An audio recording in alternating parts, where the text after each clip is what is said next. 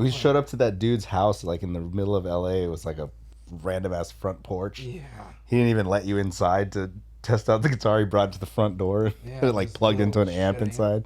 Like, yeah, just give me the phone. I ain't come out. I'm not come all the way out here and not leave with something. And you got fucking COVID the next day. I was in the car with you all day. Oh yeah, that was a good time.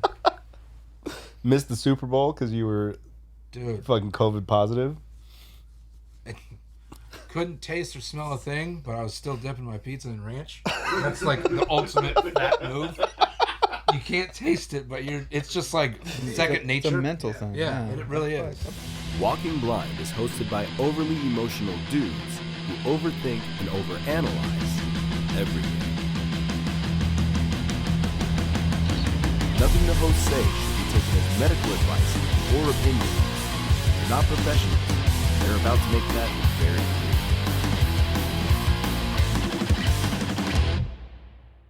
All right. What's up, everybody? Welcome back to another episode of the Walking Blind podcast, the podcast where we like to check in, the podcast where we like to normalize checking in on our homies. I'm Mike.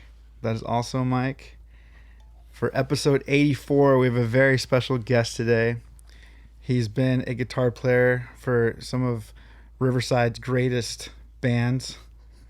He's sold more merch single-handedly for Pure Noise than anyone. Facts. He is a mortgage pimp. Is that I don't know if that's the proper term. But it's our good buddy. We lived together at one point. It's our boy Christopher Williams. Hi guys. Look at this. Look at this. Dude, people, Look at us. right now people are like, they're like, Oh my goodness. it's Chris. Oh my goodness. I thought about it too late, but in honor of you, I wanted to hit it with a. Oh. Well, We should have. I should have texted you about that earlier, dude. We should have done it. next time. I'm gonna ask you something. I want you to answer honestly, Chris. Did I guilt trip you into coming? Into coming today? Yeah. No, not at all, man. You rallied. Are we gonna put this out for I mean, everybody? I'm gonna have to put I'm just saying but you rallied. We can say Yeah, you were feeling a little under the weather. It was one of those, like, you were like, hey man, you kind of inspired me a little bit, but I was just like, I gotta do this, and then I was like, you know what, I'm gonna do this, and Okay, I like that better than guilt tripping. Inspired. Yeah. It was more inspiration than anything. I text Mike. I was like, he's not gonna be able to make it. He's like, bummer. And then like, a little bit later, I was like, he's rallying. He's gonna do it. Wait a minute. I was like, I think I guilt tripped him. Oh man, I've been excited about coming on and hanging out and everything like that. And since I'm in town, it's kind of perfect. Yeah. So for anyone who doesn't know, Christopher has been a California native. Mm-hmm. And how long ago did you move to Georgia? A year. Like we just passed the year mark. Wow. Yeah. It's been good, man. So he's taken his talents to Georgia. Yes. Taking him to the East Coast. Mm-hmm. Man, I've never lived outside of California, so I was like, I probably should have got more advice from this guy over here. Like, hey, man, what can I expect? Only you knew someone. If only you knew someone who used to live right where around the areas that you used to live in, Yeah, I should have hit you up for more advice, but we just kind of like sold the house and let's get out of here. When you first told me you were gonna move, I really was like, he's full of shit. He's not really gonna leave, No. And then when you were leaving, I was like, where are you going? Wait a second. Yeah. It honestly, it happened quick. So, like originally we were looking in like the Nashville area, and we just saw homes like going through the roof. And I'm like, that's California prices. Mm-hmm. Might as well stay here. But then we started looking around Georgia and everything. And originally we were, like I told you, we were looking in your old area, like the Alpharetta area, and then we just settled in like the Ackworth area, which it's awesome. We really like it. Yeah, awesome. It's like we were kind of talking about this before. It's so jarring almost to drive down the freeway in Georgia, and it's so like beautiful, right? Like there's green everywhere, there's woods, and it's humid, but it's like it's just so nice wherever you look. Like there's not just like industrial buildings everywhere. And then you come out here and it's like, there's fucking shit everywhere. Yeah. So, but no, it's super nice. We really like it. Having a good time out there. The humidity is something we had to get used to. Yeah. Because everybody was like, I feel like anywhere you go, it's always like this, where they're like, oh, this is the worst it's ever been. You came at the wrong time. Because that's how it was with everyone last year. This is the worst summer we've had, and I can't remember how long. Since 87. Yeah. Yes. And it feels just as bad. Yeah. It's just like, this is what it felt like last year. And maybe it's because I'm a little overweight and it hits me a little harder than the average person. But I'm used to it now. One of the things that used to like really just like fuck me up is I would, you'd go outside, and back then I was younger, so you're hanging out with the homies playing basketball, whatever it is, right? People are into tennis. A lot of people play tennis. A lot of people. So you'd play tennis, and you'd go home, and you're drenched in sweat, and you'd jump in the shower, rinse off, take a shower, get all fresh. You step out of the shower, you're fucking sweating again, like just instantly covered. It's troubling for sure. It's a bummer, but I try to stay inside when I can. Like, I go outside once. After I come back, like, I ain't going out again. Do you take care of your own lawn out there? Heck no. The lawns are so. We got. Wait, are there Mexicans out there? Yeah, but my gardener is a white guy named Matt. Okay. He probably grew up in that town too. A real sweet man. In fact, taking all our jobs. In fact, am I allowed to put my phone out? Yeah, dude. He sent me this text message the other day, and I couldn't tell if he was hitting on me or not. Because let me just show you guys what it said. He's like, I've trimmed a lot of yards. No, it was something way. I hope I kept it. Please tell me I kept it. So let me ask this: Does Matt come out himself to work on your lawn, or does he have a crew? All by himself, man. All by himself. He's like this buff, like kind of looks like Howie Mandel, but he's like buff. I'd have taken that as a compliment if he was hitting on me. Well, you can search through messages to find their name, right? Yeah. Well, I don't think I have his name saved. Lawn. There it is. Matt Lawn Solutions. So here it is. Send it to me at 4:07 on July 6th. AM or PM? PM. Okay. You have nice carpet-like grass, clean and thick. Literally, that's all it said. And you left him on red? I left him on red. I was like, yeah, dude, that's enough. Dang, I got me a little. I got a little. I feel like it got warmer in here. Yeah. So that's. Did you open that in front of Kristen? What's that? Nothing. Who's Matt Lawn Guy? Yeah. That was nothing. I text Kristen. I was like, "Is our lawn guy hitting on me? Like, what's going on here?" So yeah, but he's a great dude, real professional. We don't have like our backyard's just all trees. Yeah. So it's like he only has to take care of the front yard, which is nice. But our front yard's huge, so it's like I looked at it. Hand of God, I bought a lawnmower and I bought all the fixings to go with it. Ran it once. I was like, I ain't doing There's no way. No, got myself a yard guy. My parents' house, I remember, because I would mow the lawn as a kid to make a little extra scratch, and the house was like this. So you're mowing the lawn, and like it's great coming down, but then you hit that fucking upward incline, and you're like, the fuck this sucks. And so it was like, I felt real weird, to be real honest with you, because I've never mowed a lawn before, and really. Yeah, dude. Like, I lived in apartments, or, I had a lawn guy at my last house and everything. Yeah. And so I had never owned a lawnmower before. And I'm out there, and I'm pretty sure my neighbors were just laughing at me because I'm messing with it. You know how to change levels. I didn't. I went into my grass, and I just gave it a crew cut. Yeah. It was tough. And then I figured it out, and I did it once. I was like, yeah, I'm not doing this again. That's fair. So hey, you gave it the old college try. I did, and I even tried to sell it, and like people were like, "Oh, it's an electric." Like, no thanks. Electric lawnmower. Like, what are you doing? Was it the Ryobi like Home Depot brand? I went. What's it's the red and black. Milwaukee? No. Craftsman. There we go. Oh, okay. There was a sale. Yeah, that's fair. I was at Lowe's and. I wasn't looking for a lawnmower, and I found. Why are we talking about lawnmowers?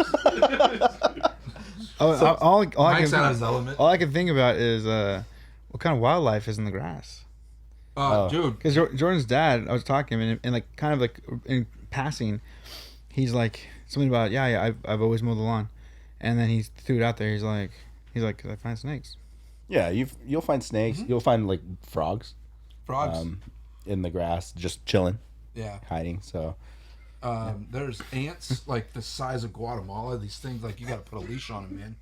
They're called carpenter ants. Yeah. Scariest thing. It like I feel like I'm in Honey I Shrunk the Kids.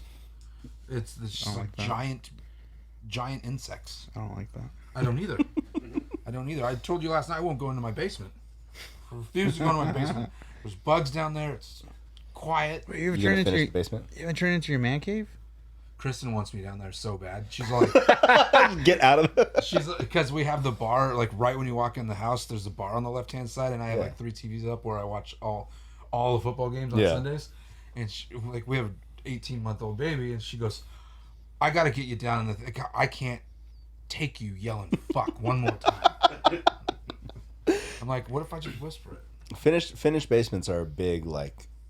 No, it's righteous, but our basement's like 2,000 square feet. Like that's a lot. to take care of. Dude, that's a It's a house. That's man bigger cave. than my house. That's the beat lab. You can do. Yeah, we can do a lot of things with it, but yeah, no plans yet. But it's Kristen eventually does want to do it, so I believe we will. That's sick. That's sick. The good old Georgia life, man. I miss it, but at the same time, part of me doesn't. Part of me misses like the people out there, and like everybody's friendly, and Super everybody's super like almost small town. Like, hey, how you doing? Good to see you. Out here you're like, hey, what's up? Like, fuck you. Hey, Thanks, bro. yeah. Everybody moves real slow out there too. Mm-hmm. I'm coming from California. We're like, oh shoot, I got 15 minutes to get somewhere. I'm gonna stop and get a quick burrito. Like out there, you're like, no. And I'm probably the only one that stops to get a quick burrito. But out there, you stop and you're just like, man, I'm 30 minutes late. And yeah, everybody moves real slow out there. You talk slow too. Yeah. Yeah. I got to get used to the like businesses, big businesses are randomly closed. They like Mondays not open. Mm-hmm. Sundays like Hit or miss. Sundays it's wild. Like I remember Chris and I went out and we were like, it's Sunday, it's a great day outside, let's go out and let's just kind of make a day of it. So we left at like 10 a.m. and we're like, it's Sunday, nothing's open yet. Yeah. It's either they're not open or they're not open yet. They're at church. Yeah. And the police out there, all they do is direct school traffic and church traffic. That's all they do. So it could just be my area, I don't know, but we see cops like just driving, and the only time we see them stop is when they're directing traffic. That's it. I don't think I've seen anybody write a ticket. It never been pulled over. Never. Nothing. Never. Dang. Well, It's a lifestyle Mike's signing himself up for too. Oh, yeah. Good old Southern boy. Like it's opposite. If I'm gonna be going into the heart of the beast. Dude, so we brought up Mike brought up a good point, is that you are one of the first guests to sit on this couch who has played in a band with the both of us. Oh, yeah. Yeah. Different bands. Different bands. Yeah. And don't really know where I was going with that topic. It's just something that I kind of wanted to point out. Well, let's go back, Chris. What's your first guitar memory? For anyone who doesn't know, Chris is a bona fide riffer. Just Shreddy Krueger for real. Right? I remember my like in 7th grade, I was like really into baseball and everything growing up as a kid, and I would always be outside. But then as soon as I got a guitar, I was like, all I want to do is play guitar. And so I would just sit there, and I remember I got the Dookie record, and then this was in like 97, so I got the Dookie record, and then I got this was right when Dude Ranch came out, and I would sit there, and I don't know how to like read music or anything like that. Yeah. So I would just sit there, and I would just listen to these records, and I would find the notes and just try to play along and everything like that. And that's how I learned how to play. And then I just started fooling around, and yeah, but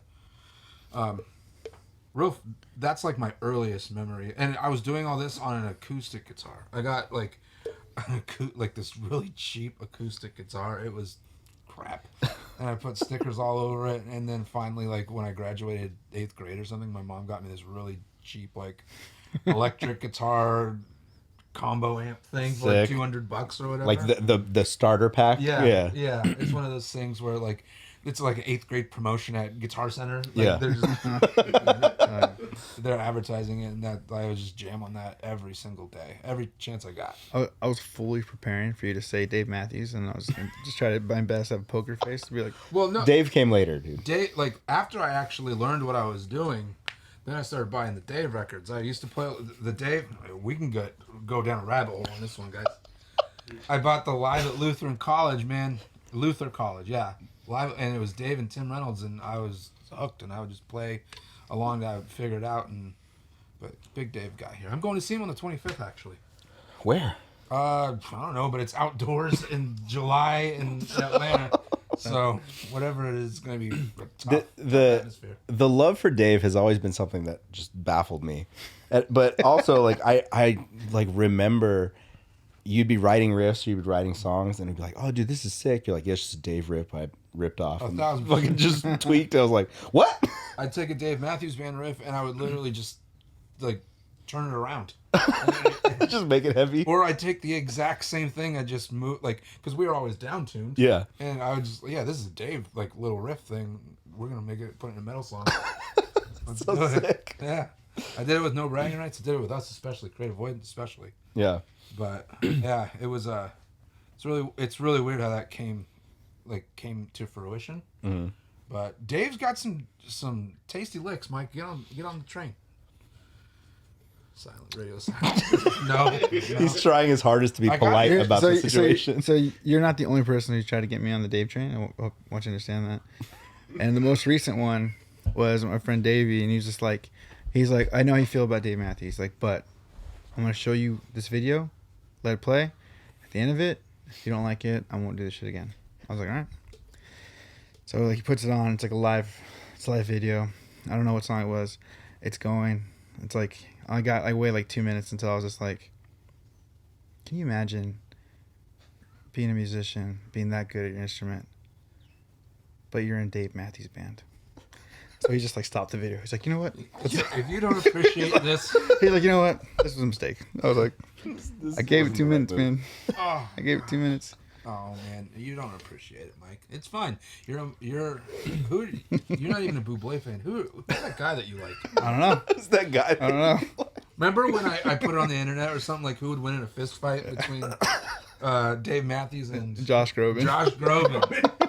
I'm pretty sure That's won. how. If anyone doesn't know, that's how Chris tries to hurt me. He goes after. He knows that I used to own several Josh Groban live DVDs. Dude, you would watch them like on your own. Yeah. Just by yourself? Yeah, I'd Yeah. walk in and Mike's just like crying. Yeah. I just couldn't wrap my head around it. I was like, dude, this guy. Does Dave make you cry? That's between me and Dave. Right? But yes, he does. There's a song called The Stone. Makes me cry every time. You heard Broken Vow? So we need to push through this. We just need to go. So when Chris's first band, Seal of Approval. Yeah, and then, man, what a terrible name, right? You want to know how I got that name? I had a skateboard. Probably wasn't even mine. I think it was Dave's. And Okay. he had a Flame Boy sticker on there, and it said Seal of Approval underneath it. And we, had a show coming up, and we didn't have a name, so I was like, we need a name. So I said that. I was like, after we played, I was like, man, this is bad. but we're stuck with it now. The show that you played, is that the one we played with you guys? Yes, at the skating rink. Where we met. Yeah, what a time, man. Wait, you guys met at a skating rink? Sure did. At we were- Roller City? Yeah, it was Yeah. Roller City. Yeah, they put on a big show there, and they for a while they were putting on shows at Roller City, and then the very first show is what we did, and it wasn't on the actual roller rink. It was off to the side where you'd have Like 8-year-old arcade birthday areas. parties. Yeah. And everything. And they made a makeshift stage and everything. And then I remember I saw Mike's band play, and I came up to him afterwards. I was like, man, you guys are really good, blah, blah, blah. We exchanged phone numbers. I didn't have a cell phone, so I gave him my house phone number. And then, a week or two later, I got a random call, or like no, it was a voicemail. Voice message. Yeah, a voicemail on the home recorder. Yeah. Was it long-winded? Like, was I it a don't long know. message or? No, it wasn't really long-winded at all. But my mom was like, "Hey, a guy left a message for you." I'm like, "What?" And so when I listened to the message, I was like, "Who the hell is this?" Yeah. Like I didn't know who it was. And I was like, "Oh," and he was inviting me to a show at Muggsy's Okay. coffee shop. Yeah. So this is crazy. I legitimately I started at this real estate company. I started working as like a property manager like 3 weeks ago, like before this. Okay. And then the show it got called off for being too loud. Was it? It was. I know. I think it's just It was like packed. packed. It was like overcrowded. Yeah, it was crazy. So I was like, me, wanting to be I want to be cool with these guys. I call up my boss at the real estate company. I was like, hey, do you mind if we bring the show up to your house? Mind you, she lives in like the rich area of Riverside. Mm-hmm. We bring like 250 kids up there to her little backyard. What? Yeah, and put on this show, which is crazy. They were out slinging like pigs in a blanket or something, like snacks. And then they had like this above ground spa, and you put like a cover over it. Yeah. Yeah, some people were sitting on there and they broke it and like Fell in. Yeah, sprinklers were broken and everything. Oh my gosh. And then I felt so bad, and I had a talk with her the next day, and she's like, "Hey, that was a little more than we bargained for, and yeah, we're gonna dock your paycheck." Fair. How much did they take out of your check? Man, I don't know. It was like every couple of weeks or whatnot. Like I knew her daughter. Oh, okay. So like, and that's how I got in with them, and I just felt comfortable enough apparently. To Yeah. be like, hey man, can we play this hardcore show? I'm not even playing. I'm a spectator. Yeah. So, I just want my friends to play this punk show. It was a fun show. A lot of people like caravan basically. yeah, we just all got in our cars and went up. That was when shows were like, well, this was before like the MySpace days and everything. Yeah. That was when like people were actually like stoked to go to Yeah. shows. Where you'd have to find out about them through like a hand flyer or Oh, your man. friends just telling you. You'd have to word go of to like mouth. a Kinko's, and then you'd print like 4 on a page, and you'd have to hand cut them Yep. yourself and everything. Well, I think that Roller City, like that show, like that, it was like you guys, us, and like Oblige, and I'm sure a bunch of I other think locals. Grounded played too. I think right? Grounded too. Yeah. Yeah, So- I What a remember, sick ass show though! Like, dude. I remember it was like right after the Orange Festival or Orange Blossom Festival, and me and the guys we made up all these flyers and we passed them all over the Orange. It was our first show, dude. So we Yeah. were like a little jazzed, and seal of approval, dude. yeah, whoa, man, what a. That was- And then we went. I doubled down and went with Second Chance. I changed our name to Second Chance. Nice. Yeah, so we played with that band for a little while, and then I went to I started playing in a band called Hit the Switch, and I feel like I invited myself in because I met Matt in I don't know how I met Matt. I can't remember, but he's like, I remember I borrowed his amp once, and as I was returning, he's like, "Hey man, if you know any guitarists like looking to like we're auditioning guitarists," I was like, "I know how to play guitar. I'll audition." So I went and auditioned and like joined Hit the Switch, which was really cool because they're a really good band. Yeah. They're still a really good band. Yeah, it was rad. So Chris was in Hit the Switch. We all like were fans of it. I was thinking about this last night. I'm on that record. Yeah, I forgot. yeah, man, you were yelling. I got You're some hollering. gangs in there. And then we started hanging out a lot more. You, me, Ryan, and then I mean, we were yeah. playing together all the time. Yeah. Like Hit the Switch and No Bragging Rights were playing together all the time, so it was like kind of a natural way for us to hang out. yeah. But even like in all that, like our bands were playing together, but you were always hanging out with us. Yes, I never hung out with my band. Yeah, never. Like it was like, and we'd go to Chris. Like I have like remember. I don't even know what else we would do, but I have like so many memories about just like going to your places, watching like Dave Chappelle, Yeah. Oh yeah. like drinking and watching Dave Chappelle. Yeah. And I wasn't working at the Pizza Place. I was working at Stater Brothers, I think, then. So I still didn't have a cell phone. Everybody else had a cell. Mike had the like brick cell phone, and like nowadays, you score your social media. Like Mike, he was playing Snake. I think Snake, Dude. dude. He was unreal with Snake. I was so fucking good. At Snake. And Mike's phone, I'll never forget this. Mike had this random thing on his phone to where if somebody called him, he could Oh yeah, dude. put his phone up and hear who it is. Like you could hear them talking before you actually answered it. So I'd be like, nope. Yeah, Oh, exactly. weird. Yeah, yeah. It was. Dude, I forgot about that. Yeah. Oh, I remember it, Mike. Because I was like, I remember I would be calling from like a random number. I didn't have a phone. I'd be like, Mike, Mike. it's me, pick up. Oh, okay. Yeah. Yeah, so you could just screen the calls before they even. Dude, it was Because such nobody's number was saved. No, it was such a dream for me. I love that. I miss that.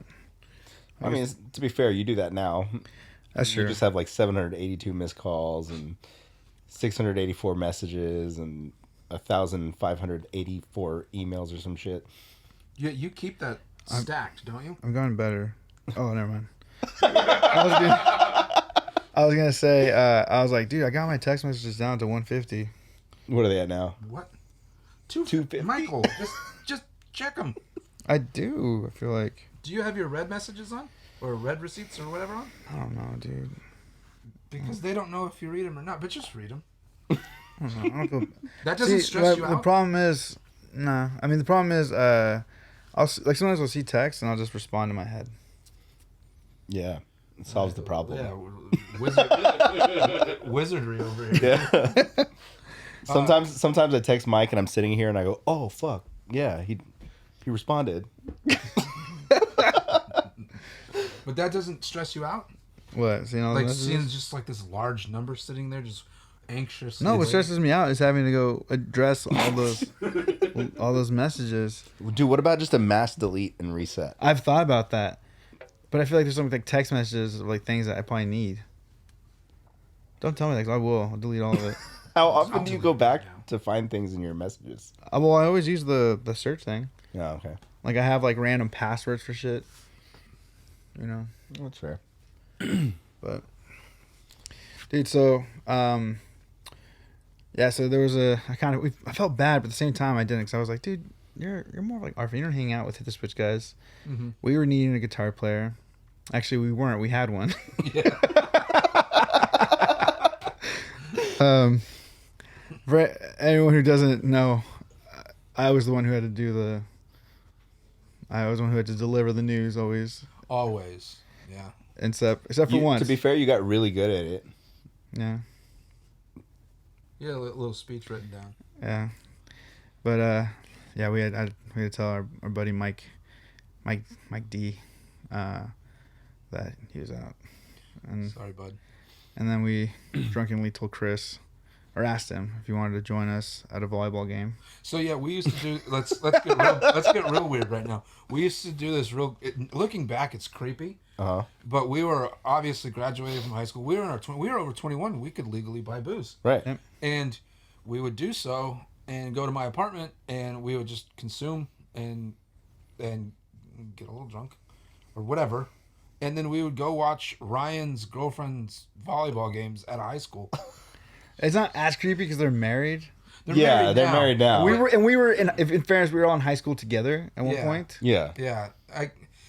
I mean, just 21-year-olds just showing up at high school, like reliving their glory days. Yeah. We were there mostly like basically heckle. Yeah, yeah.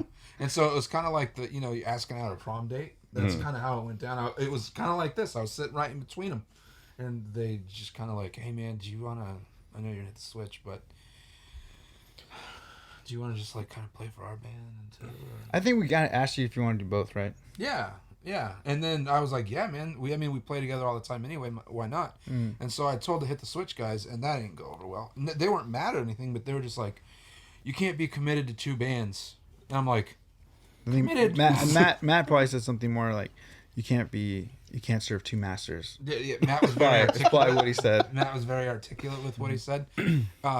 And then I remember we played a show at the Vibe, or no, was it at? No, it wasn't at the Vibe. It was at some place over in downtown Riverside, but it wasn't the Vibe. It was the It was right next to like a steakhouse. It was in the same like the Spunky Steer or something like that. It was in the same like parking lot. But I remember Hit the Switch and No Bragging Rights played together, and then after the show, they're like, "Hey man, yeah, we that's when they're like, you can't be 100% committed to two bands." I'm like, we just played Riverside together, man. It's not like we're going on tour. Yeah, neither of us has any. Yeah. And if you have the ability to just pull double duty and be fine with it, I don't. Yeah, which I get. Like, right after I think it might have been right when I was like on my outs. They got signed to Nitro. Like, Hit the Switch got signed to Nitro Records, and so I mean I get it. Like, they were legitimately trying. Yeah, to do it was something. going to be a serious. Especially Nitro, that was in their heyday. They had AFI, they had Rufio. What else did they have? I mean, Offspring. Offspring. Um, But yeah, Nitro was like a big deal. Yeah. And so I was like, yeah, this. dodge the bullet. Yeah. It was one of those like, oh fuck. Yeah, it's like, man. Thanks, Like, sorry, Chris. Talking about your all-time backfires, dude. Yeah. But are they happy? You know, are they happy? Yeah. So, but yeah, the Hit the Switch days and like the transition No Bragging Rights was real fun. And I remember the first show I played with No Bragging Rights. It was at Showcase, and I didn't know all the songs. I had to learn one of the songs during sound check. Yeah. Shit. Yeah, and I think we played with like All That Remains or something like that. Something crazy. Yeah, it was All like that remains. Yeah, Yeah. like a huge show. So random. I know. We like. I forget. Like we've MBR's played with Haste Today twice. Showcase. Dude, there's some random bands we played with. played with some big bands there. Do you remember? Do you remember auditioning our drummer? I do. I remember. I remember auditioning Martin. It was at our friend Heather's house. That's right. It was at Heather's house because we didn't have a place to practice. And then Martin only had. I remember Martin. One of his double pedal broke, and so he's like, "Guys, I swear I could play double bass. I swear." And right away we're both like, Yeah. we're like, I was like, dude, oh, what an excuse! Like this guy's one of those guys. Making One of those excuses. guys. that guy. Just I heard that before Martin. But he said that before he started playing, though, right? Yeah. Yeah. He was setting up, and he's like, "My double kick broke. Well, I swear I could play double kick." And we're like, "This is going south already." Yeah, we're like, all right. To be fair, all these years later, a lot of times his double kick pedal is still broken. So, yeah. But I remember like it's like just on his hands. We're like, holy shit. Yeah, we were like, and do you remember how I found Martin? Yeah. He tried out as a singer for Laverne's band, and then Laverne hit me up because I remember we were thinking about bringing Laverne in because we needed a drummer, and he goes, Laverne, God bless him, he was just full transparent. He's like, hey man, I'm not good enough, but there's this guy that tried out for our singer. You guys got to talk to him. I was like, what? It's funny hearing that also from Laverne's side too, because I guess he was having like a panic attack as soon as Martin started playing drums over there. He was like, oh fuck, Yeah. I'm gonna get replaced. Yeah. Like, I don't know my drums could do that. Dude, I filled in on a couple guitar shows for Laverne's band too, and I remember I was like being the fill-in and their singer. I can't remember his name, but he was like bossing me around and stuff. Like while we were going to the show, I was like, Hey dude, you know I'm doing you Yeah. This isn't my gig. Yeah. Like Yeah. I don't want to be here. I'm helping you out. Yeah. Yeah, we played at what was that venue in LA that had all those different like rooms with stages? It was one big building. The Knitting Factory. Knitting Factory. Yeah, we played at the Knitting Factory. Mm. And yeah, it was and I didn't know I was just kind of winging the jams. Yeah. I didn't know what I was doing. We didn't need to learn songs, you know. I did the same thing with Planes Crash. I filled in for Planes Crash. Oh, that's right. Dude, I filled in. I was like the Riverside Nomad. I filled in for Planes Crash. I fit. What's their name? Well, I did that Europe tour with the American Scene. American Scene, yeah. Forever Came Calling. I played a show at Chain with them. I'm just like, yeah, get Chris. He'll do it. He's not doing anything. And now you don't even have an electric guitar to your name. Got an acoustic. I play a lot of Dave on it. I'm happy you're playing, Chris.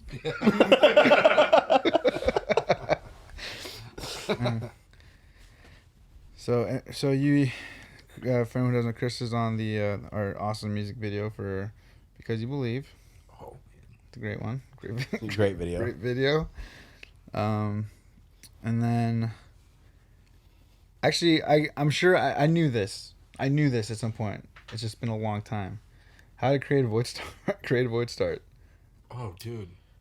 it started with you and Jake. Jake hit me up. This is like, I don't know, maybe like 6 months or something after I left NBR. And he's like, hey man, do you have any interest in helping our band, like when he was in that band Radio Suicide, do you have any interest in like helping our band write some jams? And I'm like, not particularly, like, but I didn't. And so we were talking and whatnot, and he flew me up to the Bay Area, and I stayed with him for like 2 weeks, and I wrote like three jams or something, and we showed his band at band practice, and like nobody dug them. I think Miguel didn't like them. Yeah, right? Miguel, and I don't even know if Moses liked them. I can't remember. Jake liked them. And so Jake was already on the outs. He was already like, man, I don't even know if I want to do this anymore. And so he just got to the point where he was like, let's just start our own band. And Jake did the most savage move ever. He stripped the Radio Silence MySpace page and put our band on it. Creative Void. Yeah. Just a little hot swap. Yeah. Oh man. Sorry, guys. I don't think I knew that. I knew that. Yeah, so that's what happened. So we already had like 50,000 fans like before we recorded our first demo. We recorded our first demos at Blue Room. Yeah. And I remember I was in college at that time. I was sitting at RCC, and I was texting. You were texting me, and Austin was sitting next to me, and I was like, "Yo, Chris just hit me up about like possibly." Like trying out and doing vocals for this new band that he's starting. And Austin's like, oh, you should do it. I was like, okay. And so they had these 3 songs. And I think I wrote, before we even knew it would all sound like together, I wrote and then just met them we all met at Blue Room. And I mean, I'd met Jake before from Radio Suicide. And then Steve, I didn't even, that was the first day I ever met him. And he was just hanging because Martin recorded the drums for the first 3 Creative Void songs. What? Yeah. And so Steve apparently hadn't played double pedal, was just listening, and as soon as he had a mix of like what the songs were going to be, he like, all right guys, nice to meet you, and left and took like the first few songs. And I came in, I didn't know if I was actually going to be, if they were going to say yes to me being in the band or not. I just came in, recorded, I think like the first song. And then I just heard when the talkback mic turned back on, I just heard Jake go, yep, send it.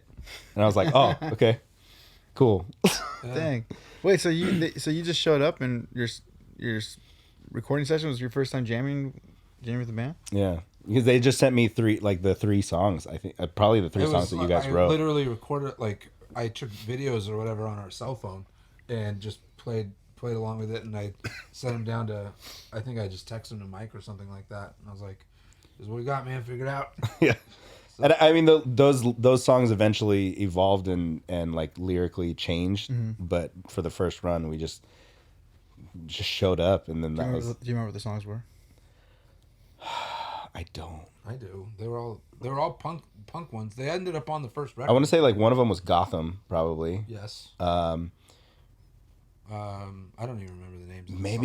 Maybe. Yeah, I don't remember which songs they were. But yeah, they were more of like the just fast punk. They're all. That's what Jake told me. He's like, "This is what I'm going for." Well, I'm going for like a comeback kid thing. And I was like, "Okay, it's easy." Yeah. So yeah, and then. We put out this 3-song thing. Yeah, we took those 3 songs and just burned probably like thousands of blank CDRs.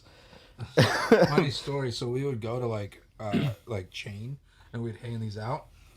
The Ghost Inside, when they were still very small, we gave them a copy of it, and we found this out I think I found this out 2 years later when I did my first Warped Tour. Vigil he goes, I told him, yeah, we met, at Chain, whatever, and he goes, your CD was stuck in our van's thing for like a year. Yeah, and they couldn't get it out. That's all they could listen to was our van. And they said they were trying to figure out who we were, but we were stupid and we put the label on the CD and not on the slipcover on the sleeve. So those 3 songs just played in the Ghost Inside's van for like a year, and they didn't know who we were. It was just the go-to. And by the time they found out who we were, they just blew up. Yeah. So, Dang. yeah. But Wait, so then was getting the bear, was getting Austin in the band? Is that you, Mike, or? Yeah, I think it was just like, oh, we're gonna get another guitar player, and I said Austin can play, and I think you guys started jamming together, and it just worked. Austin was super easy because he was good, but he was one of those guys that like just never practiced. So I was like, hey man, I need you to play this, and then he would figure it out. But like then he'd come to the next band practice, he's like, oh man, I forgot it. Yeah, but he could play it, and then it was always like that. And then eventually we started practicing started practicing a couple times a week, and then Austin would get it. But Austin was like, he was never all in. No, yeah, he was in for the fact that like, yo, this is fun for me, right? Yeah. But it wasn't like this is what I want to do. You know, he wasn't like, definitely as soon as he left Creative Void, I don't think he ever picked up a guitar again. We all thought like it was what we wanted to do, and then we did our first West Coast run, and we all got sick. Everybody got, yeah. And then after that, we're like, yeah, we don't want to do this anymore. Dude, we got a fucking like somebody got like basically the swine flu was the big thing at the time. I think Jake got strep throat. I remember, I'll never forget. What's his name? Steve was real sick, and I was like, hey man, let's go get Thai food. And Steve's just like mowing down Thai food, just like snot running down his face, his eyes just like welled up. I was like, this is fun. Yeah, that first, as fun as it was miserable, because I remember my voice was shot. So like the first 3 nights, I was like, "Fuck, we're on tour," and I would just play the show and then sleep in the van. Remember the very first show, and the Angel game was on, and we got to the place, and we were playing at a bar, and we got there like 4 hours early. That's when Jake fell. This is the show that we were there. The you sprained your ankle. They were there. We were there, dude. We played with them. Yeah, that was in Vacaville. Vacaville, man. Angels were playing. They won it in the 9th. They were just handing out drinks to the bands. I was like, yeah. And so I go to jump up or whatever it was, and then I land and I twist my ankle. And weren't you chest bumping somebody? yeah. And Jake jumps into action and runs and gets me all this ibuprofen. I chug it with a beer, and then I'll never forget. I thought we were sound checking, and apparently, because we would start the show by like ringing out, and I thought we were sound checking, so I'm up there with my foot up on a case because like thought it was broken, and we hit this note, and Jake does a punk rock jump and falls right into Steve's drum set, and Steve's sitting there with no tongs.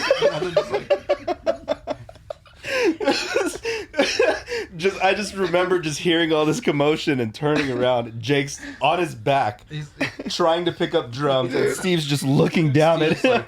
It was one of those things where there's no like you can't play through it. No, it's not like you can't. It's like you had to stop. Yeah, we had to start all over. Help Jake. But luckily, everybody was so hammered at that point that it was like a moment. You know, I'm pretty sure I was on a knee. Like I was laughing so hard. It's like, the fact that Jake went straight into the first show, straight into a punk rock jump, and this was before he lost all his weight too. He was a big dude, and he went down hard. And I looked back, I was like, "Holy Jake!" But hold on, do you remember our first show ever that we played with Terror, Stick to Your Guns, in San Jose, Warriors, and the Warriors? It was in Santa Cruz. Or Santa Cruz. And Jake had that all white basketball suit on. He went angel. He called it angeled out or something like that. Instead of murdered.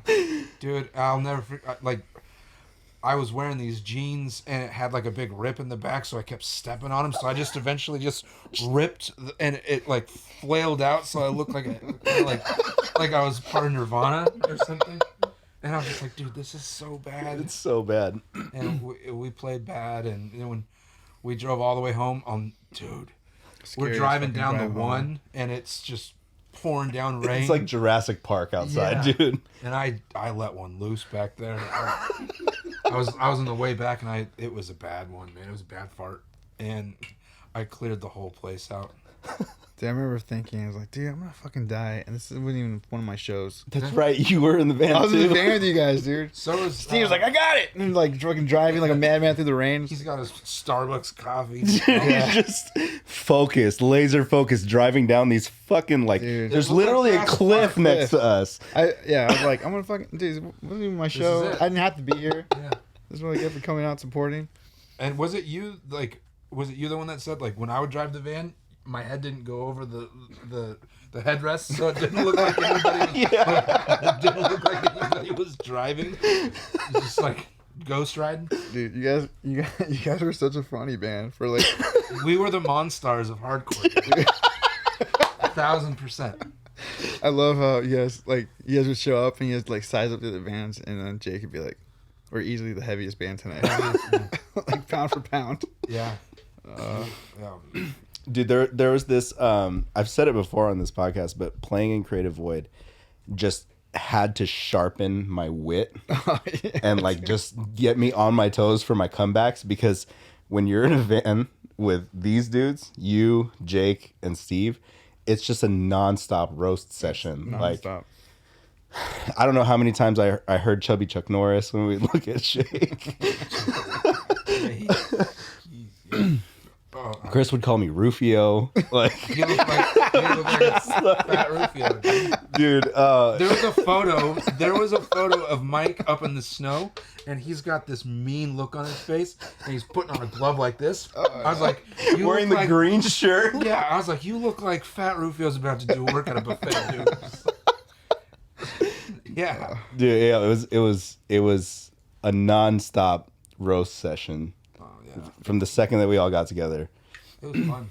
It was a good time. It was a good time. Then you guys would roast our band, so it was fun too. What do you guys call Christian Lamas? Lorenzo Lamas. Yeah.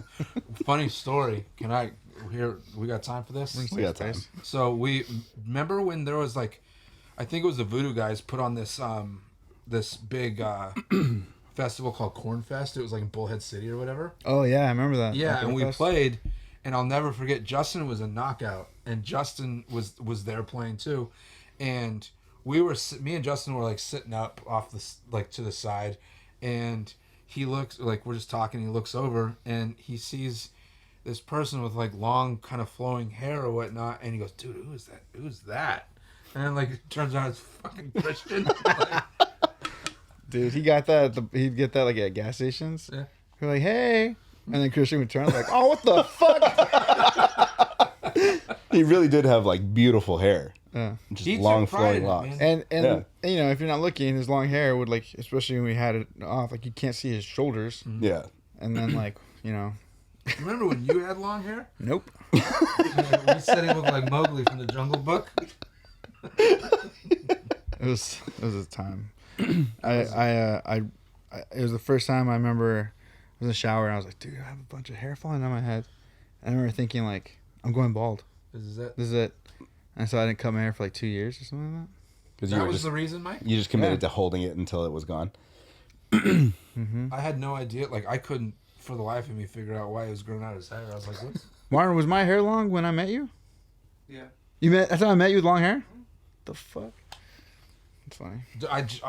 This is when Mike and I lived together. And so there were times where I'd see him, like, just kind of creeping around upstairs. And he's, like, just in his boxers and he's got his long hair. It's all, like, he just woke up, so it's everywhere. So he kind of looked like a Yeti. Because Mike was just real deliberate. It was Just like... dragging my knuckles. Yeah.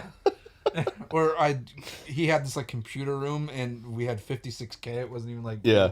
And so Mike was just sitting there in this computer chair in his underwear, just hair everywhere. He was playing free cell while he was waiting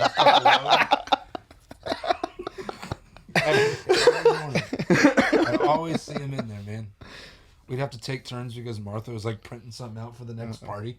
Oh man. Yeah. Dude, I joke about this, but dude, that computer, because like there was a time when there was like faster internet and like eventually Wi-Fi and things like that. We didn't have it You didn't until get it? like way later. So You would download something on LimeWire, go to work, come back, and it's Still going. wait, dude, it was patience. It taught me patience. 1000%. The fucked up thing though is that it would take that long to download something off LimeWire, and then you'd play it, and it wouldn't even be the right. Yeah, it'd be something else.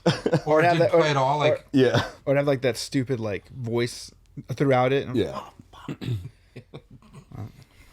oh man, burn CDs. That was a good time. When you It would was. burn CDs. You have a mixtape. Dude, yeah, you just put all your favorite songs on there. I had at one point in time, my dad was like, "I need faster internet," and we got faster internet. And I had a side hustle of burning CDs for people because we had the fast. Dude. So they just give me playlists, and I charge them like $10 a CD. Fucking, just, yeah. That's a steal. Dang, I could have never done that. I would have been your business. I would have been fucking. Hey, bro, can you get these on for me? A lot of real shit music. Dude, I remember. I remember when MBR would pass out demos, which I always hated because I was just because like when I'd see them on the ground, I was like, "You motherfuckers, give Yeah. it back!" Yeah. Like, Yeah, just tell me no. just say no, give it back to me. So like we'd be at shows and we'd like pass them out and then we'd like hang out. The show was done and then we'd walk around, pick up. Bring them back up. Like, This one good. Okay, this one will just like it's fine. We reuse. We did that often enough, even like as we were older with Creative Void, that Andy just started telling us like, "Hey, what's up, guys? Hey, you wanna come inside? Come on in, watch the show." Because he'd just see us at every hardcore show or every big like metalcore show that we go through. We just rack of CDs. And shout out to Steve for driving all the way to from Baldwin Park just to do that with us, like just to burn CDs with us. Steve would just drive everywhere just cuz. Mm-hmm. And I'm just like, why are you doing this? But he liked it. He had a good time. I love Steve. What a dude. Yeah. And so I was saying this last night and I forget just because like Chris is someone who notoriously like bounces from things early, Yeah. but like incredible work ethic. Crazy to think that he spent how many years manning the Pure Noise tent Oh, geez. in the dead of summer. Oh, yeah. 12, 13, 14. I did a couple of Europe trips. Jake randomly hit me up last September. Like, literally gave me 24 hours notice. He goes, "Our guy went down for Riot Fest. Can you work?" And I'm like, "Yep." So I just flew out to Chicago and did Riot Fest for him. Yeah. But You've got to hold the record for the most records sold for Pure Noise at this. I've sold so many records that weren't my own, but there were other people's records that Pure Noise gave me a plaque. million record plaque. Yeah, dude, you had a hand in that. Dude, I remember walking into your house and seeing that for the first time, and I just stared at it. I was like, "What the fuck? This is so sick. Yeah. This is so cool." I couldn't believe it because it was like, I remember he had me come up and work. You remember that the last year of the Warped Tour, they did it like one on the East Coast and like Rock and Roll Hall of Fame and one on the West Coast. Mm-hmm. I went and worked the West Coast one for Jake, and I heard him talking about like getting all this stuff for like The Story So Far and all of his bigger bands, and I had no idea, but he shipped one to me, and when I got home, it was waiting there for me, and I had no idea. That's so cool. Yeah, and I thought it was strange that why he asked me for my address like Yeah. a week before like I flew up. I'm like, but I had no idea, but it was cool. I still have it. It's in my office right now. Oh yeah, Yeah, that's sick. yeah, man. Dang, I'd like to think MBR contributed at least 100 of those. At least, At least. at least, yeah, man. There was so many CDs, like just boxes and boxes of them, and Jake would always be like, "Well, it's like 4 days left of tours. Like, I don't want to bring anything home, man. Just get rid of it." Like, all right, Okay. say less. I got started it. doing like, I started playing people rock paper scissors and stuff because I'm like, if you beat me, you get a free whatever. If you lose, you have to buy something, and people ate it up. And Dang. I mean, I gave away a few things, but we made a decent profit, and we got rid of a lot of stuff because of it, because it was fun for people. Yeah. You know. So what you're saying is you're also awesome at rock paper scissors. No, I had my Jake probably took a loss. To be honest with you. Sorry, bud. Sorry, Jake. No, it's a game of chance, dude. Yeah, you dude. can't really read anybody. You know, you just go out there and give it your best shot. You're gambling. You're a gambling man. Dude, and that was like, I mean, obviously Stories So Far is probably bigger now, but back then, like that's when they were like the. Yeah, 2012. They were like they were playing like a side stage. I think it wasn't the Kevin Says stage, but it was like Just like one of the Ernie Ball stage or something like that. Yeah. Yeah. So, and that was like I think we had a handful of records, but we only had like 3 shirt designs or something like that, maybe 4 shirt designs, and Jake was trying to run the label as well as run the Rise Records tent that summer, and so there would be times where Jake would be like, "Hey man, I gotta get out of here," and he would go do some work in the bus or whatever, and I'm left running both. Luckily, Pure Noise wasn't just banging down the door at that time, so I had plenty of time to get over to Rise. But yeah, I'd go run the Rise booth for him, also like for like 3 or 4 hours. Jeez. Yeah. So, but it was fun. I had a good time. I remember Jake's like, "Can't pay you a whole lot, man, and you're gonna be uncomfortable. You're gonna be I was on a bandwagon, but I was with Transit all summer. Who, if you don't know Transit, those guys liked to party. Yeah. Like not like just like they just like stayed up all night. Party. Yeah, all night, and they would drink, and Vigil from the Ghost Inside would come on because he's a huge hockey dude, and so are the Transit guys. And they had like NHL 2012 like on Xbox or whatever. And so I had the bunk that like doubled as like a couch. And so you couldn't even sleep. I would be laying there trying to sleep, and I got people just like jumping around and everything on my bunk. I'm like, oh man, well, here we go. Yeah, but that was a really fun summer. I had a good time. Yeah. The key, which is, I think for you guys in the early days of getting sick, I remember I used to get sick all the time, and I realized it's because I wasn't sleeping. Yeah. And it's because like everyone snores. And so I remember the minute, like the day I bought earplugs, Daniel's snoring. Rough. Yeah. Oh. There he is. But I remember when I started to sleep with earplugs, is when like I stopped getting sick. Game changer. Game changer for me. Yeah, I do the white noise on the phone now. Oh man, it's glorious. Yeah, that's my. I never thought I'd sleep so hard because of it, but it just knocks me out. Yeah, that's my mood right now too. Good for you. Rama. I know. I was like, can you get him? He's knocking on the door. Dude, so yeah, kind of going on that no sleeping thing. Creative Void we found ourselves at some very weird and wild places, like stories that we probably shouldn't tell on the podcast, but definitely we're not sleeping. Yeah, I think the story we can't tell on the podcast, but I can't remember if it was Creative Void or if it was Radio Suicide.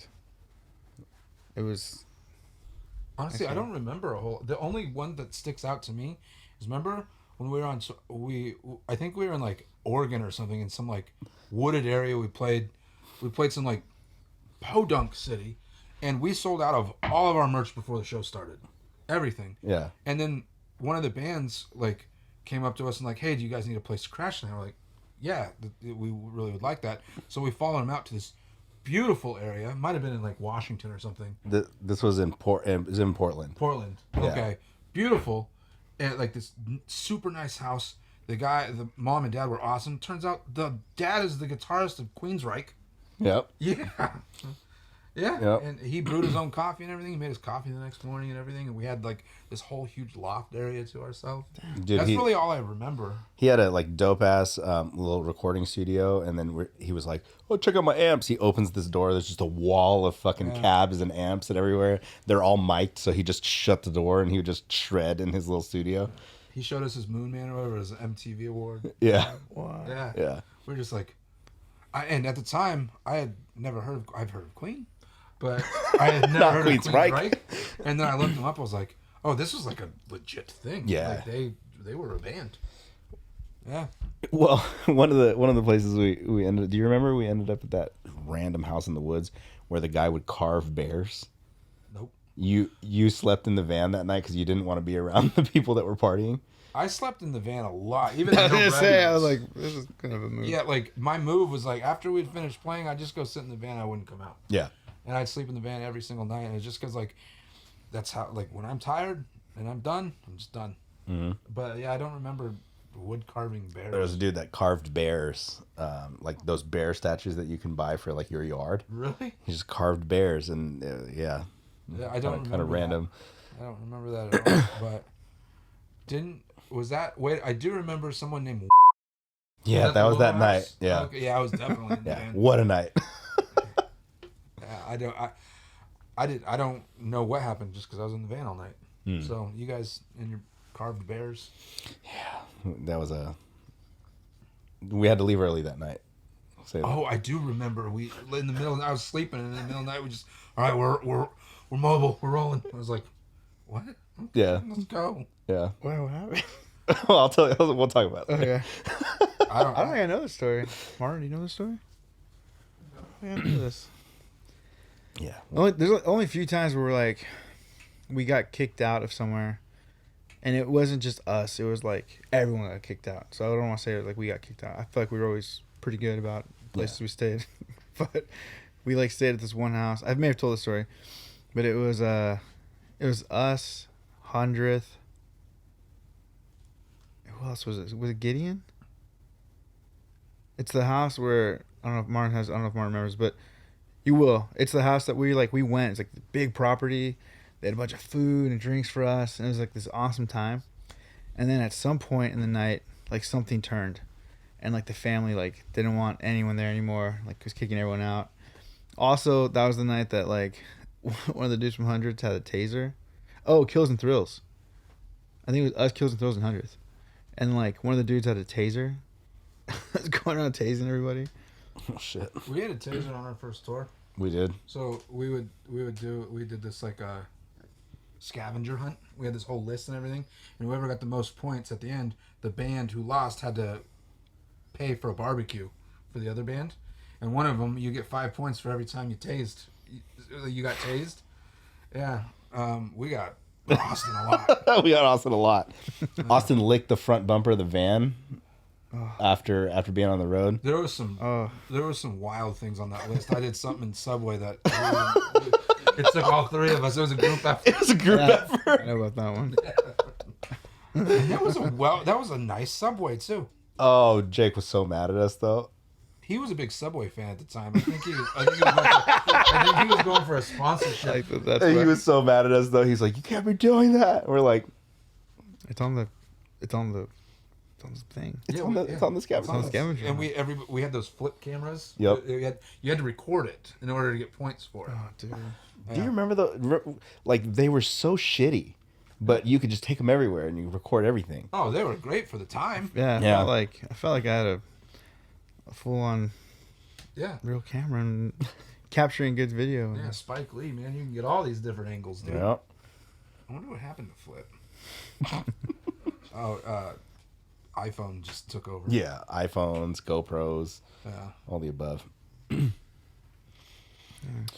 Well, you want to get out of here? Yeah, we got Get some food? Yeah, I gotta pee. Oh yeah, shit. I ordered us pizzas, and I'll be here in about 15 minutes. Oh, sick. Lauren, TM me the situation. Oh man. Just Dude. good from for you. from Dave's New York pizza place. Woo! Okay.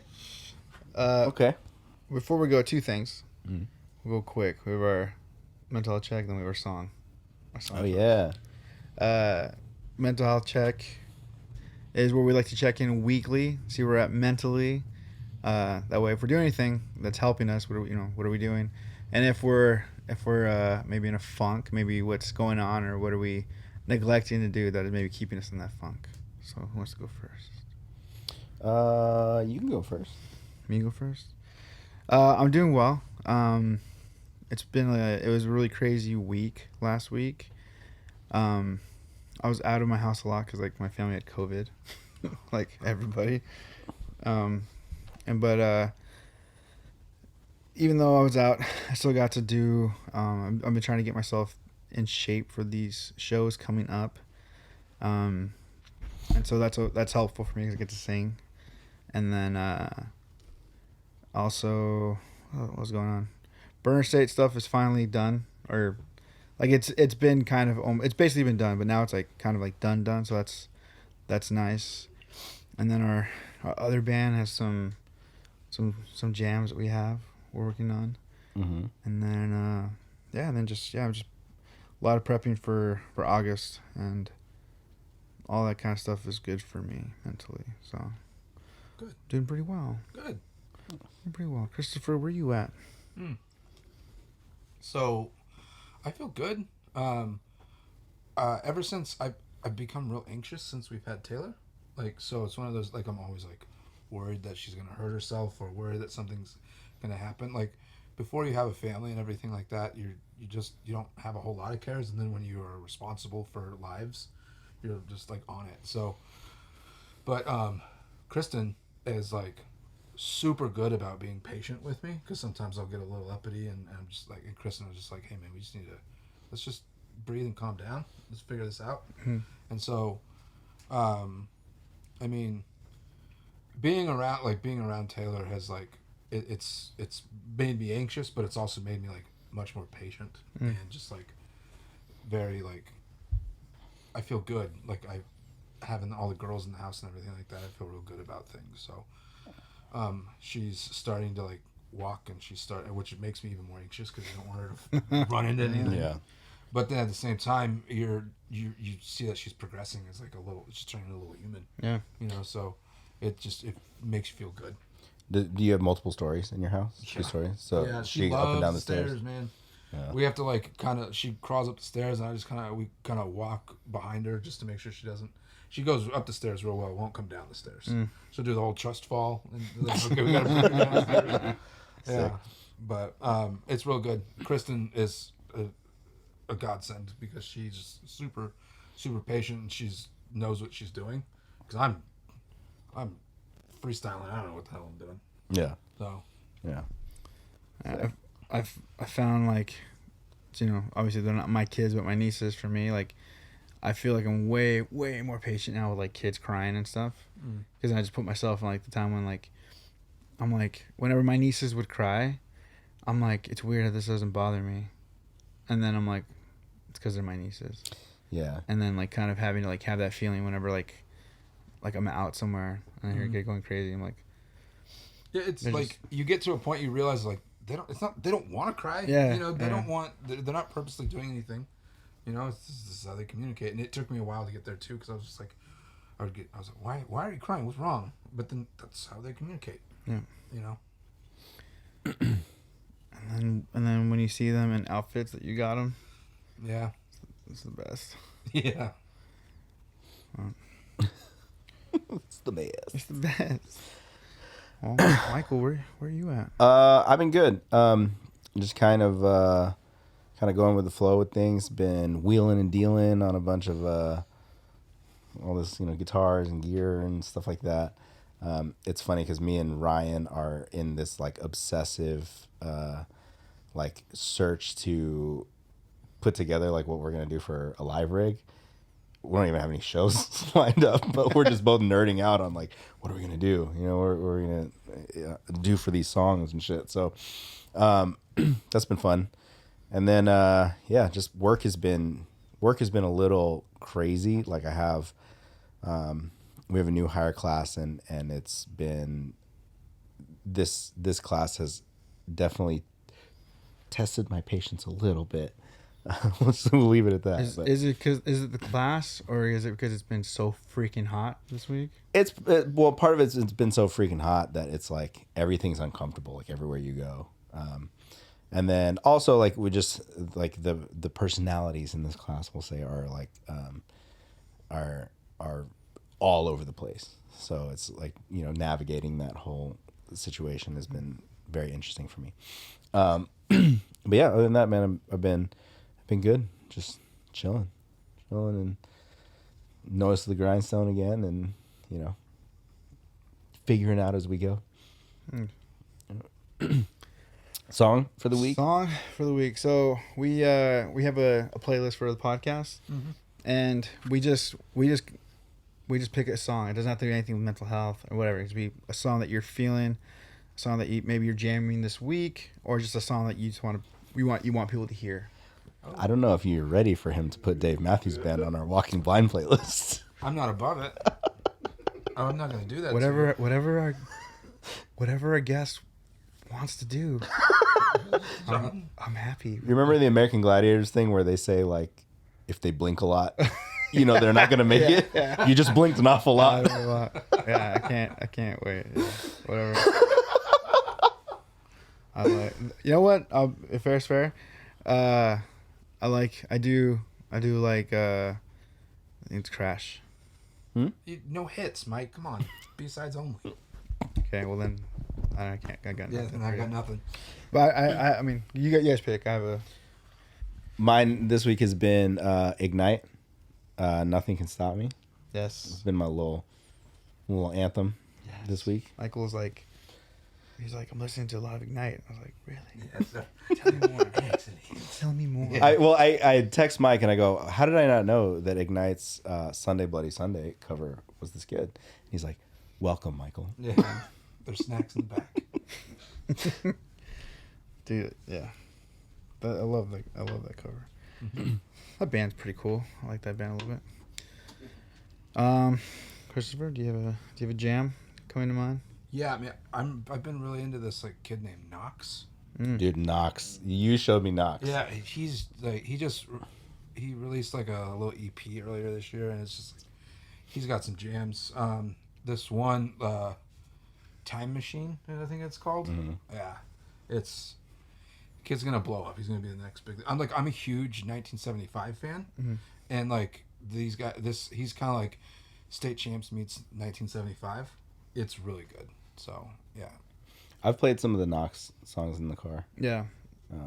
After Williams put me onto it, I was like, oh, fuck. Yeah, this guy can rip. So it's fun. Nice. Martin hates it. Oh, stop. I don't listen to that. Remember the song about sneakers? Yeah, that's a little. It's a good jam. Don't get me wrong, but it's kind of hey man, sneakers. Yeah. So this weekend, I'm going to Tacoma for the NoFX. I didn't realize that was this weekend until weekend. you were texting earlier. Yeah. And so the albums they're playing Punk and Drublic and Wolf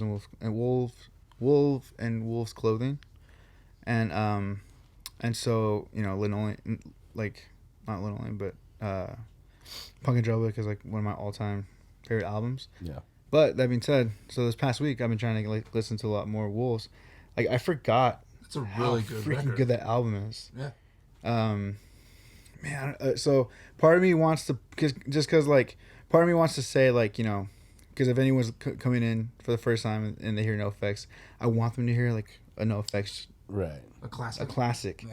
Yeah. Like I want to say like stick, like Leave It Alone. I was gonna say Leave It Alone is like one of my favorite songs, or Linoleum. Mm-hmm. But like, man, The Man I Killed, Great jam. great jam. 60% Reprise. 60% is so good. Both of them, but Yeah. Reprise for me is like that's no effects in the sense of like that's like them being able to just like literally be like, this is what the fuck we are, this is what the fuck we do. Like Is Cool and Unusual Punishment on that record? Yes. That's such a good song. dude, and Benny, the whole album Benny Got Blown Up, Mhm. which is a great song. Is that Tegan and Sarah song on that record too? He has a song. I think so. He has a song about the first Creeped time Out. he met. Yeah, Creeped Out. Tegan and Sarah. Man, What a good record. but well, you know what? Let's throw in 60% the Reprise. All right. Because that's the one when he talks about how like there's basically like they own their own label. They don't have management, so they basically do whatever they want. Mm-hmm. They have a cool line. He's like, vacations are a write-off, and so is going out.